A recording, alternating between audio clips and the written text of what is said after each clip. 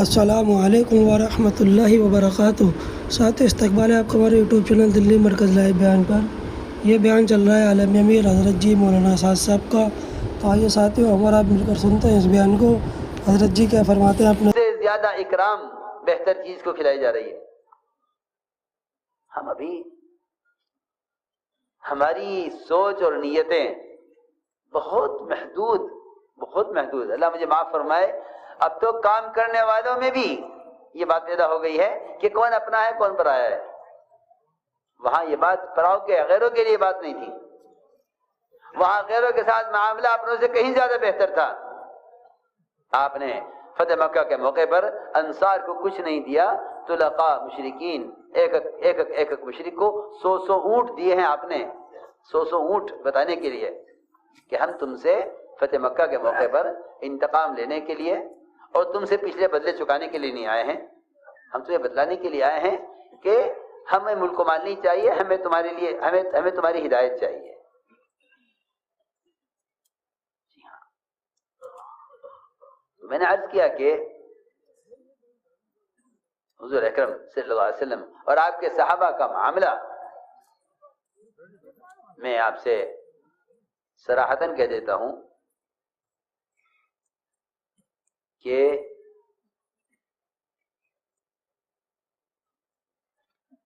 تعصب کسی بھی قوم کی طرف سے مسلمان کے لیے یہ خدا کی قسم پیدا نہیں ہو سکتا اگر مسلمان کے اخلاق اور معاملات وہ ہوں جو محمد صلی اللہ علیہ وسلم اور آپ کے صحابہ کے تھے۔ بالکل یہ یقینی بات ہے، میری بات صحیح ہے اور میں اس کو صحیح سمجھتا ہوں، چاہے سمجھ میں آئے یا نہ آئے۔ تعصب کے پیدا کرنے میں ہماری اپنی بد اخلاقی اور ہماری اپنی تنگ نظری اور ہمارے اپنے غیروں کے ساتھ اچھے معاملات اور اچھا معاشرہ اور اچھے اخلاق کا نہ ہونا، یہ تعصب کا سب سے بنیادی سبب ہے۔ ورنہ یہ ممکن ہی نہیں ہے کہ مسلمان سے کوئی تعصب رکھے۔ وہاں تو کہہ رہے ہیں کأنہ ولی حمیم، کہ تم اگر اخلاق سے پیش آؤ تو یہ تمہارا جگری دوست بنے گا۔ ولی حمیم، قرآن تو یہ کہہ رہا ہے، یہ تمہارا جگری دوست بنے گا۔ میں صراحتاً عرض کر دیتا ہوں کہ عصبیت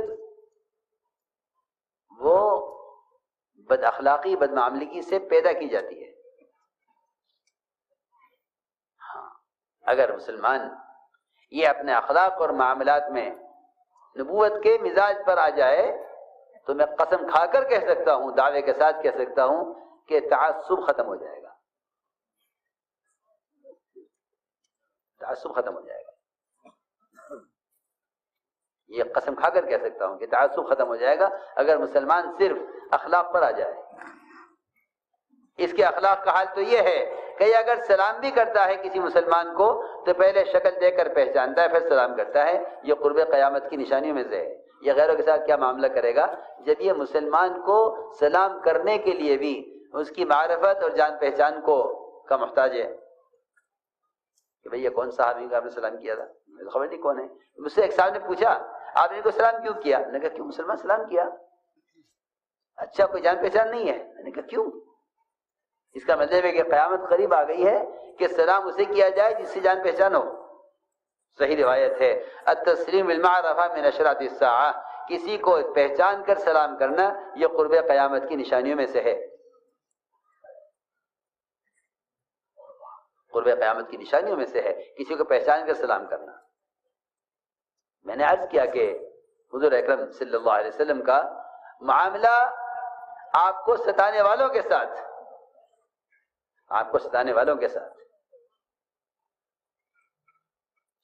وہ مجبور تھے اس بات سے، بالکل مجبور تھے کہ آپ کے اخلاق اور آپ کی سخاوت انہیں یا تو راستے سے ہٹا دیتی تھی یا ان کو راستے پر لے آتی تھی۔ اس لیے میرے عزیز دوستو، سب سے بنیادی بات یہ ہے کہ ہم جتنی ہماری جماعتوں کی نقل و حرکت ہو رہی ہے، اگر یہ نقل و حرکت صحابہ کی طرح سخاوت کے ساتھ، اکرام کے ساتھ اور حقوق کے ادا کرنے کے ساتھ ہو، تو میں تو سمجھتا ہوں کہ صحابہ کے زمانے کے اسلام کا تمام اقوام باطلہ کے درمیان اسلام کا تعارف کرانے کے لیے ان جماعتوں کی نقل و حرکت، یہ جماعتوں کی نقل و حرکت کافی ہے۔ ریکنسٹرکشن آف امہ ڈیلی میں کچھ مرکز اہم بات کہہ گیا ہوں۔ تمام اقوام باطلہ کے درمیان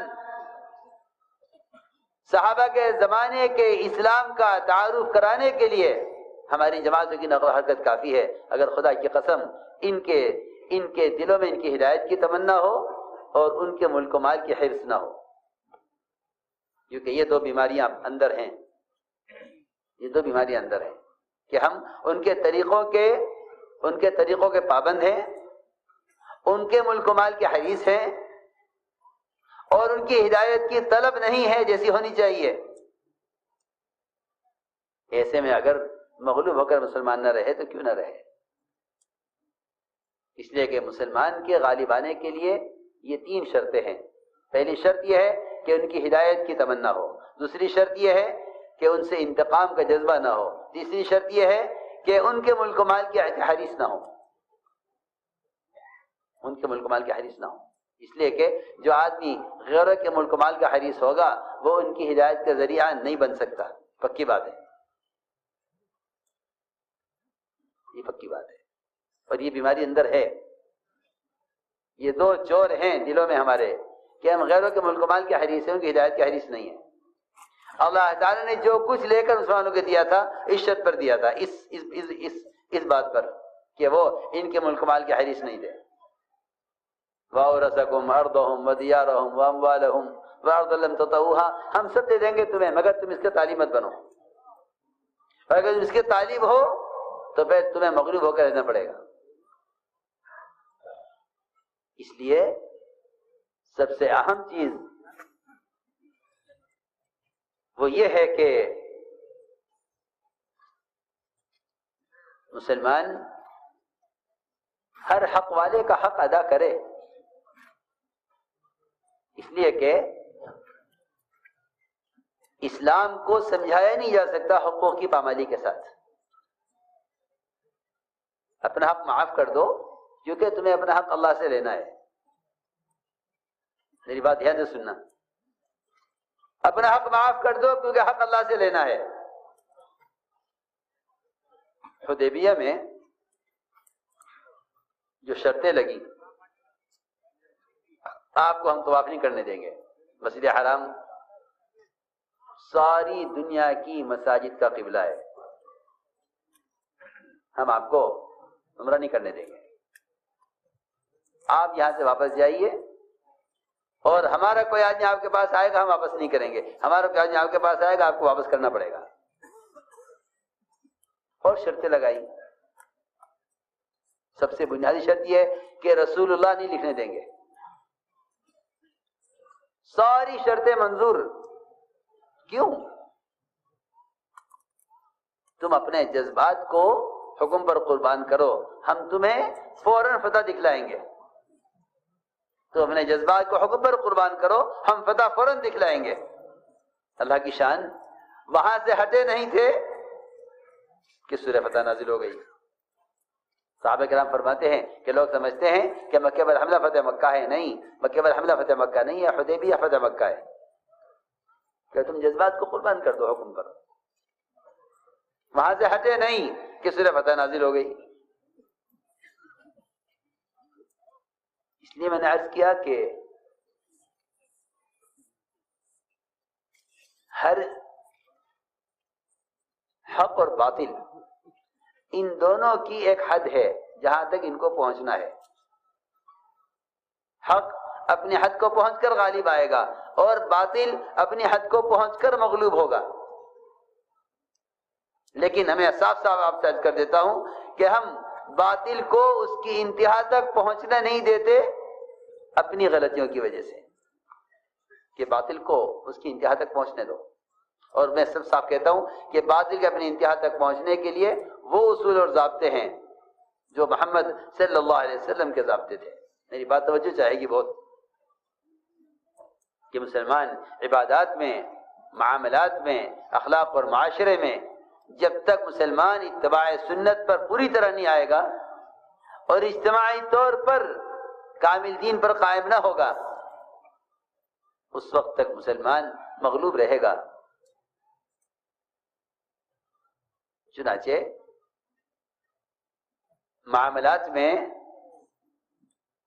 اگر حق غیروں کا ہے تب تو ادا کرنا ہی کرنا ہے. اگر حق اپنا بنتا ہے، حق اپنا بنتا ہے، حق اپنا بنتا ہے تو جنہیں اپنا حق مخلوق سے لینا ہوتا ہے وہ لڑتے ہیں، اور جنہیں اپنا حق خالق سے لینا ہوتا ہے وہ نہیں لڑا کرتے. چھوڑ دو، بہت آسان بات ہے. لڑتے وہ ہیں آپس میں جنہیں حق مخلوق سے لینا ہوتا ہے، اور جنہیں حق خالق سے لینا ہوتا ہے وہ آپس میں لڑا نہیں کرتے. نہیں لڑتے، ہم اب خالق سے اپنا حق خالق سے لیں گے. جی ہاں، بہت آسان بات ہے. لڑتے وہ ہیں جو مخلوق سے حق چاہتے ہیں. اس لیے کہ ظالم کون ہے، مظلوم کون ہے؟ جب یہ اللہ تعالیٰ کے علم میں اور نظر میں ہے پھر کیا پرواہ ہے؟ پھر کیا پرواہ ہے؟ کہ صبر ایک واحد چیز ہے، صبر ایک واحد چیز ہے جس سے باطل اپنی انتہا کو پہنچ جاتا ہے جلدی، لیکن مسلمان کی بے صبری باطل کی مدت کو بڑھاتی ہے. سمجھے نہیں؟ مسلمان کی بے صبری، ہاں، مسلمان کی بے صبری یہ باطل کی مدت کو بڑھاتی ہے. چاہو باطل کی مدت کو بڑھا لو، چاہو کم کر لو، یا صبر کا دامن تھام لو یا صبر چھوڑ دو. یہ بہت اہم بات ہے. اگر ہم اس کی ذرا غور کر کے گہرائی کو پہنچیں تو میں نے عرض کیا کہ صبر اور سنجیدگی اور وقار، ہاں، احتیاج ہے، احتیاج یعنی ہم اللہ کے محتاج ہیں، ہم اللہ کے محتاج ہیں، ہم اللہ کے محتاج ہیں، اور وہ ہمارے بارے میں جو بھی فیصلہ کریں گے وہ بہتر کریں گے. جی ہاں، اس لیے فرمایا کہ وقار، سنجیدگی اور صبر، کہ صبر سے بڑھ کر مدد کے لانے کا اور صبر سے بڑھ کر مدد کو جلدی لانے کا اور کوئی ذریعہ نہیں ہے. صبر سے بڑھ کر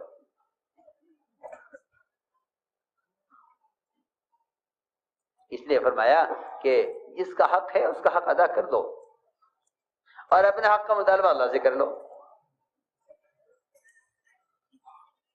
اس لیے معاملات یہ بہت بنیادی چیز ہیں اسلام کو سمجھنے سمجھانے کے لیے اور ہر قوم کے اسلام کی طرف آنے کے لیے.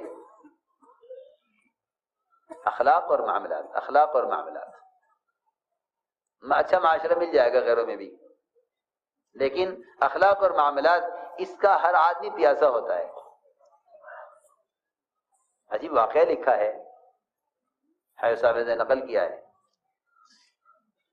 علی رضی اللہ تعالی عنہ بازار کی طرف نکلے،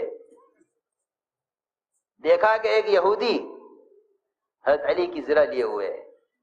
زرہ پہچان نہیں لے کر، زرہ ایک مہنگی چیز ہوتی ہے، جنگ میں پہننے والا کرتا ہوتا ہے لوہے کا، دیکھ کر پہچان گئے. اور یہ زرہ کھوئی ہوئی تھی، حضرت علی اس کی تلاش میں تھے، پہچانتے تھے اپنی زرہ، دیکھ کر پہچان لیا اور یہ کہا یہودی کی زرہ میری ہے. یہودی نے کہا نہیں، زرہ میری، آپ کی نہیں ہے. ٹھیک ہے، ایک مقدمہ ہے، ایک چیز ہے، یہ کہتے ہیں ہماری ہے، یہ کہتے ہیں ہماری ہے.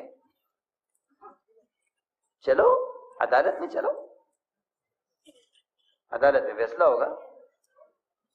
عدالت میں گئے شریح قاضی، حضرت علی کے بنائے ہوئے قاضی، حضرت علی کے بنائے ہوئے قاضی شریح، حضرت علی کے بنائے ہوئے قاضی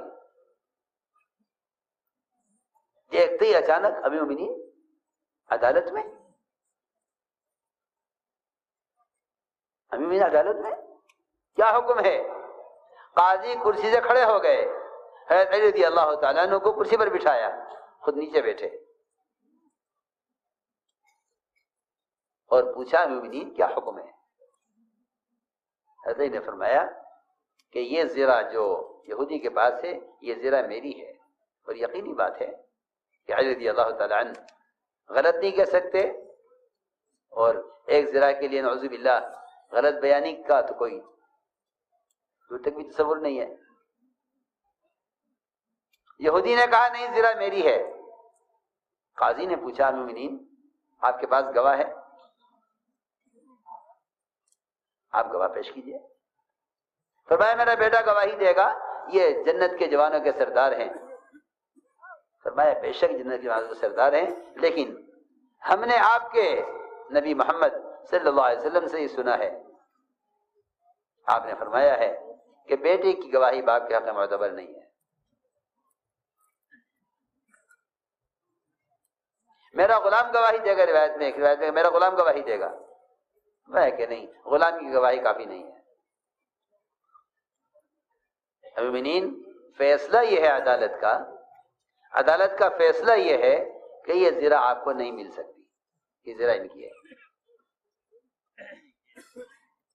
امیر المومنین ان کے بنائے ہوئے قاضی،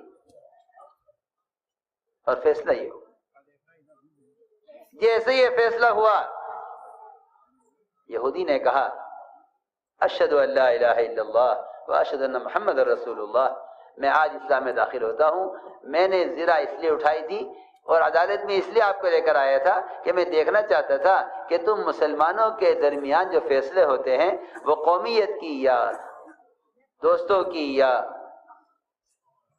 ظلم کی بنیاد پر ہوتے ہیں، یہ تمہارے جو فیصلے ہوتے ہیں وہ فیصلے انبیاء والے فیصلے ہوتے ہیں۔ میں دیکھنا چاہتا تھا یہ فیصلہ جو انہوں نے کیا ہے قاضی نے امیر المومنین کے خلاف، یہ فیصلہ اسلامی طریقے کا فیصلہ ہے، اس لیے میں اسلام میں داخل ہوتا ہوں۔ امیر المومنین یہ زرہ میری نہیں، آپ ہی کی ہے، زرہ آپ ہی کی ہے، میری نہیں ہے۔ میں تو دیکھنا چاہتا تھا کہ تمہاری عدالتوں میں فیصلے آیا نبیوں کی طرح ہوتے ہیں، نبیوں کی طرح فیصلے ہوتے ہیں، یا اسلام کے طریقوں سے ہٹ کر تمہاری عدالتوں میں فیصلے ہوتے ہیں۔ میرے دوستو عزیزوں، یہ ہیں وہ بنیادی چیزیں جس سے اسلام کا تعارف ہوتا ہے۔ اسلام کیا ہے؟ میں آپ سے صاف عرض کر دیتا ہوں کہ نماز، روزہ، حج اور زکوٰۃ یہ اسلام کے تعارف کی چیزیں نہیں ہیں، یہ تو اسلام میں داخلے کی شرائط ہیں کہ جو آدمی یہ نہیں کرے گا وہ اسلام میں داخل نہیں ہے۔ یہ تو اسلام میں داخلے کی شرائط ہے۔ ہم دیکھیے جب کسی کو اسلام سمجھایا جاتا تھا اور کسی کو اسلام کے لیے بیعت کیا جاتا تھا تو اس کو بتایا جاتا تھا کہ آپ کے اسلام میں داخل ہونے کی یہ شرائط ہوں گی۔ فرائض اسلام میں داخلے کی شرائط ہیں، اخلاق، معاملات اور معاشرہ یہ اسلام کی عمارت ہیں، اور فرائض یہ اسلام کی بنیادیں ہیں۔ بنی الاسلام علی خمس، اسلام کی بنیاد 5 چیزیں ہیں، 5 چیزوں پر نہیں بلکہ 5 چیزیں اسلام کی بنیاد ہیں۔ پھر اسلام کیا ہے؟ اسلام اس عمارت کا نام ہے جو ان بنیادوں پر اخلاق اور معاملات اور معاشرے کی شکل میں قائم کیے جاتے ہیں۔ یہ اسلام کی عمارت ہے۔ ہر عمارت ہر جگہ عمارت سے پہچانی جاتی ہے۔ یہ مسجد کی عمارت ہے، یہ ہوٹل کی عمارت ہے، یہ ہسپتال کی عمارت ہے، یہ گھر کی عمارت ہے، وہ پہچانی جاتی ہے عمارت سے، بنیاد سے نہیں۔ بنیادیں نظر نہیں آتی، بنیادیں تو نیچے چلے گئی زمین میں۔ ان بنیادوں کے بغیر، ان فرائض کے بغیر اخلاق کیسے بھی اچھے ہوں، معاشرہ کیسا بھی پاکیزہ ہو، معاملات کیسے بھی اچھے ہوں، اس پر قیامت میں کسی کو کچھ ملنے والا نہیں ہے۔ اس لیے کہ فرائض کے بغیر مسلمان کو غیروں کی طرح اسلام میں دنیا میں دیکھ نمٹا دیا جائے گا۔ آخرت میں جو حصہ ہے وہ تو ایمان اور فرائض کی ادائیگی پر ہے۔ ایمان اور فرائض کی ادائیگی پر آخرت میں حصہ ہے، ورنہ غیروں کی طرح نبھا دیا جائے گا ان کو دنیا میں ان کا حصہ دے کر۔ آخرت میں حصہ ملنے کے لیے ایمان اور فرائض لازم ہیں۔ ہم نے عرض کیا کہ حضور اکرم صلی اللہ علیہ وسلم نے اس دعوت کے ذریعے امت کو جمع کیا تھا، امت کو جمع کیا تھا، اور واقعی ایسی اجتماعیت تھی کہ اگر ایک ادنا سے ادنا مسلمان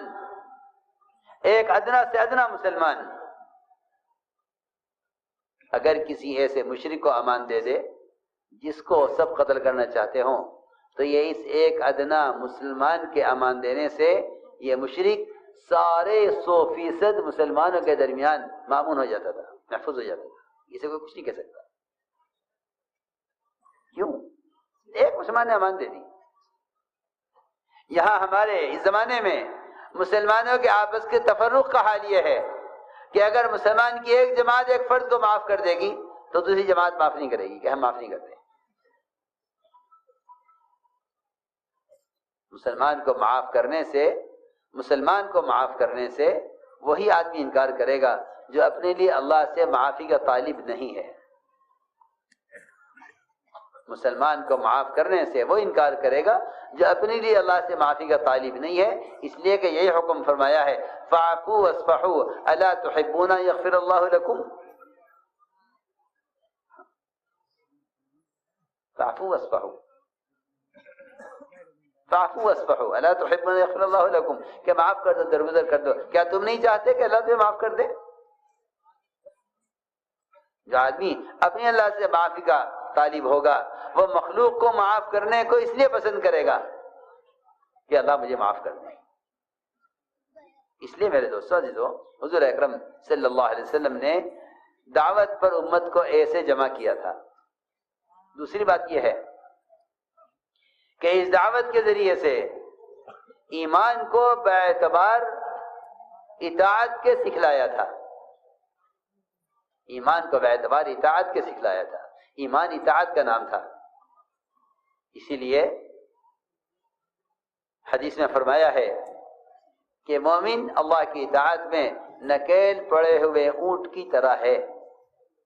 یہ زندگی کی کسی شعبے میں آزاد نہیں ہے، کھانے میں، کمانے میں، پہننے اوڑھنے میں، شکل اور لباس میں، اس سب میں یہ ایسا پابند اور تابع ہے جیسا نکیل پڑے ہوا اونٹ وہ تابع ہوا کرتا ہے۔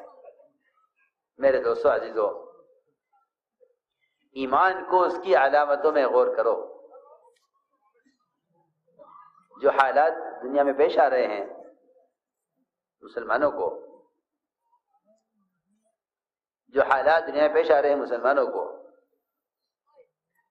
فساد کی شکل میں، قرضوں کی شکل میں، مختلف قسم کے ٹیکس، مختلف قسم کی رکاوٹیں ان کی تجارتوں میں، ان کی زراعتوں میں، ان کی کمائی کے نقشوں میں، ان کی ملازمتوں میں، ان کے اور پرسنل اور ذاتی مسائل میں،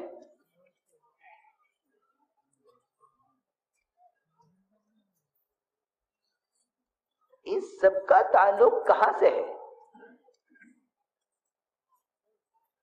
مومن، صاحب میں عرض کر دیتا ہوں، مومن اور کافر، اس کا جو فرق ہے حدیث میں کھول کر بیان کر دیا ہے کہ اس کا فرق یہ ہے کہ مسلمان اس کو اگر ایک پیر میں ٹھوکر بھی لگے گی تو اس کو فوراً معلوم ہو جائے گا کہ اس وقت یہ ٹھوکر جو میرے پیر میں لگی ہے یہ میرے کس گناہ کی وجہ سے لگی ہے۔ عجیب حدیث ہے، عجیب روایت ہے، واقعی غور کرنے کی روایت ہے۔ فرمایا کہ جو اللہ کو نہیں جانتے، جو اللہ سے ناواقف ہیں، جن کے اللہ کے درمیان پردہ ہے، ان پر آنے والے حالات، ان کی تجارت میں، زراعت میں، ان کی سرمایہ داریوں کے نقشوں میں، یا بیماری کی شکل میں، یا قرضوں کے مقدمات کی شکل میں جس شکل میں حالات آئیں، فرمایا حدیث میں کہ ان پر آنے والے حالات ایسے ہیں جیسا کسی جانور کو باندھ دیا جائے اور پھر کھول دیا جائے۔ آپ میں بہت سے بھینسیں پالتے ہوں گے، اور یہاں تو سنا بڑی بڑی ڈیریاں ہیں دودھ کی، بھینسیں رکھتے ہیں لوگ۔ آپ جانتے ہیں جب بھینس دودھ روک لیتی ہے، بھینس دودھ روک لیتی ہے تو اس کے بچے کو کھول کر لاتے ہیں، وہ بھینس کا بچہ بھینس کے تھنوں میں منہ لگا دیتا ہے، بھینس کو دیکھ کر دودھ چھوڑ دیتی ہے اور بچے کو لے جا کے باندھ دیتے ہیں، دودھ نکال لیتے ہیں کہ بھئی ایسا ہے۔ میں مثال لے رہا ہوں، یہ حدیث کو سمجھنے کے لیے اس سے اچھی مثال نہیں ہے۔ اس بچے کو نہیں خبر، حدیث میں ہے فیما عقل و فیما ارسل، کہ کیوں باندھا گیا تھا، کیوں کھول دیا گیا، اسے نہیں معلوم۔ ہماری سب سے بڑی اجتماعی غلطی اس زمانے میں مسلمانوں کی ہے کہ یہ پیش آنے والے حالات کو یا ماحول سے جوڑ دیتے ہیں یا حکام سے جوڑ دیتے ہیں، یہ ان حالات کو نہ اللہ کی طرف منسوب کرتے ہیں اور نہ ان حالات کو اپنے اعمال سے جوڑتے ہیں، حالانکہ سارا فساد بر و بحر کا اس کا تعلق مومن کے بدن سے نکلنے والے اعمال سے ہے۔ سارا جھگڑا صرف اس بنیاد پر ہو رہا ہے کہ مسلمان اپنے حالات کو یا حکام سے جوڑ رہا ہے یا اسباب سے جوڑ رہا ہے، حالانکہ مسلمان کے حالات کا تعلق نہ اسباب سے ہے نہ حکام سے ہے۔ جس کی زبان پر بھی دیکھو گے شکایت انہیں حکام سے ہے۔ اور میں سوچتا ہوں، میں نے کہا کہ ان بیچاروں پر بجائے رحم کھانے کے انہیں الزام دیا جائے، تھوڑے سے دن کی جنت ان کے لیے ہے، ہماری فکر تو یہ ہوتی کہ یہ ابدی جنت کی طرف آتے۔ عمر رضی اللہ تعالی عنہ حضور اکرم صلی اللہ علیہ وسلم کی خدمت میں حاضر ہوئے اور دیکھا کہ آپ لیٹے ہوئے ہیں اور آپ کے بدن کا کچھ حصہ زمین پر ہے، کچھ بستر پر ہے، اور بستر بھی ایسا کہ وہ اتنا موٹا ٹاٹ تھا جس کے نشانات آپ کے جسم پر تھے۔ عمر رضی اللہ تعالیٰ نے آپ کے گھر کی طرف نظر ڈالی، ایک طرف جو پڑے ہوئے تھے، ایک طرف بغیر دباغت دی ہوئی کھال لٹکی ہوئی تھی۔ حضرت عمر کی آنکھوں میں آنسو آ گئے۔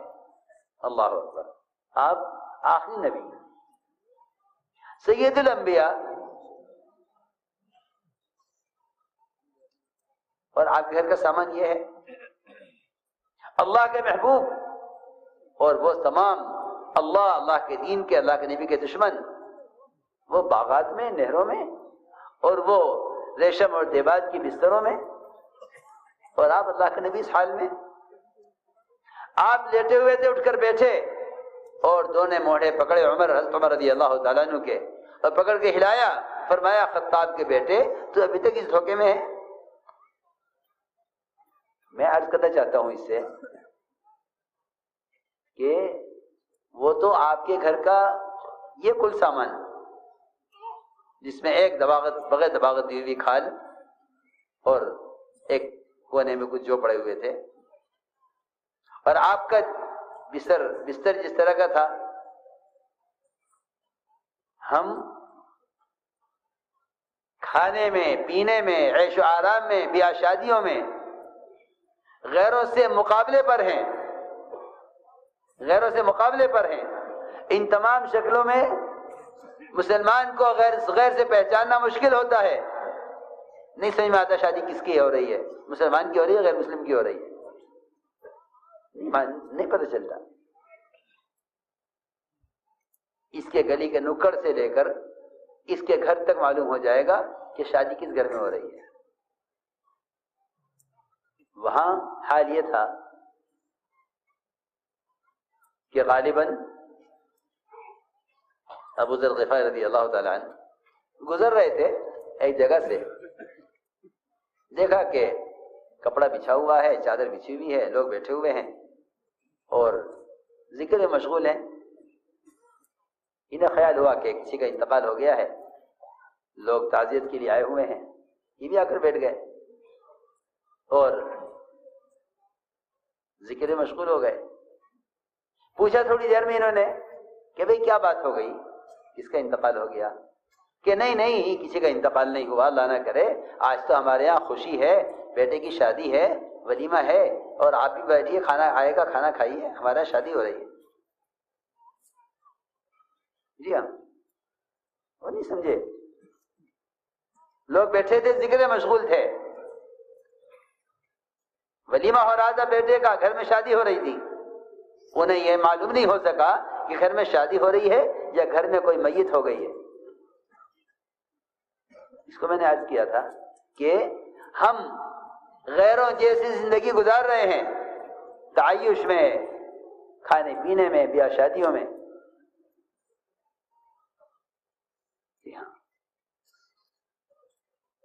اور پھر ہمیں اس بات کا احساس نہیں ہے کہ یہ دنیا تو ان کے لیے تھی، یہ کے لیے آخرت نہیں ہے۔ ہمیں چاہیے تھا ہم اس دنیا کو چھوڑتے ان کے لیے اور ان کی جنت کا انتظام کرتے ان کی ہمیشہ کی کامیابی کے لیے۔ تو میں نے عرض کیا کہ جو حالات پیش آ رہے ہیں، ان حالات کا تعلق حکام سے نہیں ہے، ان تمام حالات کا تعلق خدا کی قسم صرف مسلمان کے بدن سے نکلنے والے اعمال سے ہے۔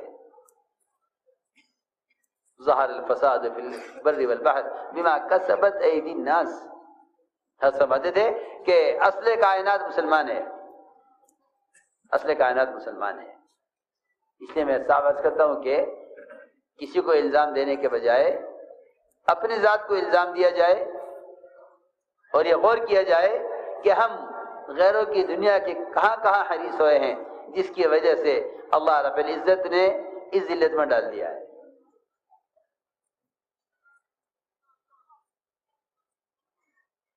فرمایا اولئک حجتہم طیباتہم، یہ تو وہ لوگ ہیں کہ جن کے لیے آخرت نہیں ہے، اللہ ان کو دنیا میں دے کر نمٹانا چاہتے ہیں۔ میں نے عرض کیا کہ کوئی بات بھی اگر معمولی پیش آتی ہے تو مومن بینا ہے، ایمان کے بغیر آنکھ نہیں ہے، نہ دل کی آنکھ، ایمان کے بغیر دل کی آنکھ نہیں ہے۔ اس لیے فرمایا انھا لا تعمل الابصار ولکن تعمل القلوب التي في الصدور، کہ جو اللہ کو نہیں مانتے ان کے دل کی آنکھ اندھی ہے، جو اللہ پر ایمان رکھنے والے ہیں ان کے دل کی آنکھ کھلی ہوئی ہے۔ یہ فوراً عبرت لیں گے، مومن عبرت لے گا، تجارت میں نقصان ہوا عبرت لے گا، زراعت میں نقصان ہوا عبرت لے گا، سیلاب آئے گا عبرت لے گا، اگر بارشیں بد ہوں گی عبرت لے گا کہ ہاں یہ اس لیے ہوا ہے، اس کے میرے ان حالت کا تعلق میرے فلاں گناہ سے ہے، ان حالت کا تعلق میرے فلاں گناہ سے ہے۔ جو اپنے حالات کو گناہوں سے جوڑ لیتے ہیں وہ توبہ کی طرف آ جاتے ہیں، بہت آسان راستہ ہے، بہت آسان راستہ ہے۔ اور اللہ تعالیٰ مسلمان پر حالات لاتے ہی اس لیے ہیں تاکہ یہ توبہ کی طرف آ جائیں،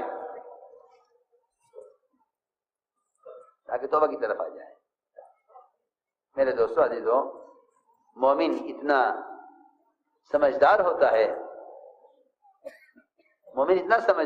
ہے کہ اگر اس کے پاؤں میں ایک ٹھوکر بھی لگے تو اس سے یاد آ جانا چاہیے کہ مجھ سے کوئی گناہ ہوا ہے۔ ایک صحابی جن کی نظر ایک عورت پر پڑی،